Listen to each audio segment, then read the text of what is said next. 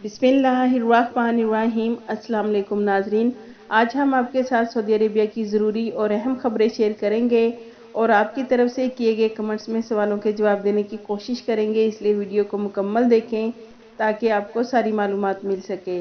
सबसे पहले नाजरीन, Saudi ministry of human resources Ahmed al Rajhi ने कहा है कि सऊदी अरेबिया में गैर मुल्की माहिरीन को लाने से पहले अपने शहरियों पर इन्हिसार करेगा। सऊदी अरेबिया में जो भी नए प्रोजेक्ट्स होंगे, सनतें कायम होंगी, इनमें बैरून ममालिक से गैर मुल्की माहिरीन को बुलाने की बजाय सऊदी शहरियों को चांस दिया जाएगा कि वो अपनी सलाहियतों को इन अदारों में उभारें। नाजरीन, अहमद अल राजी का कहना है कि फ़रोग़ अफरादी क़ुव्वत प्रोग्राम के तहत बेहतरीन लेवल पर लेबर मार्केट में ऐसे अदारे कायम किए गए जाएंगे जहाँ प्रैक्टिकल लेवल पर सऊदी शहरियों को तैयार किया जाएगा।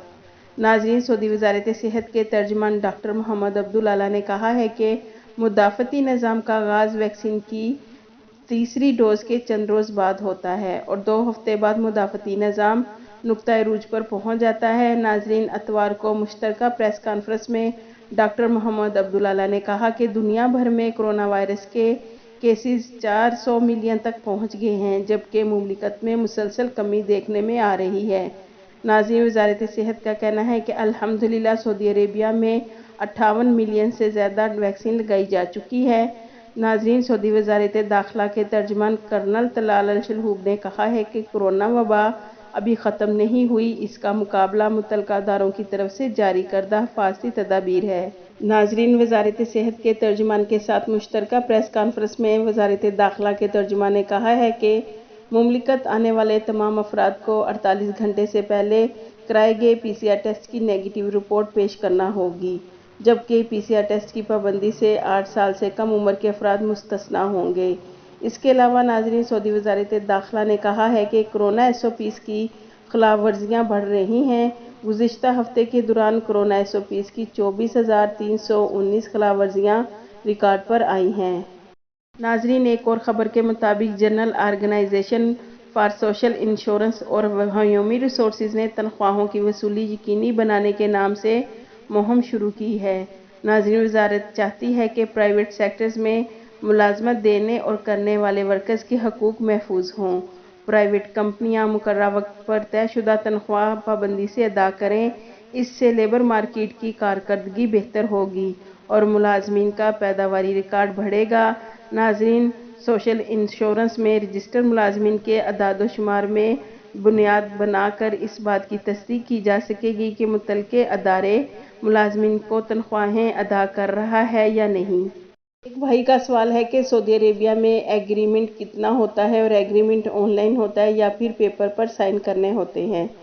भाई, सऊदी अरेबिया में कॉन्ट्रैक्ट ऑनलाइन होता है। आपके मोबाइल पर गोसी की तरफ से SMS आएगा, उसमें एक लिंक होगा, आप उस लिंक को ओपन करेंगे तो सारी डिटेल्स आ जाएगी और आपका कॉन्ट्रैक्ट 1 साल का होगा।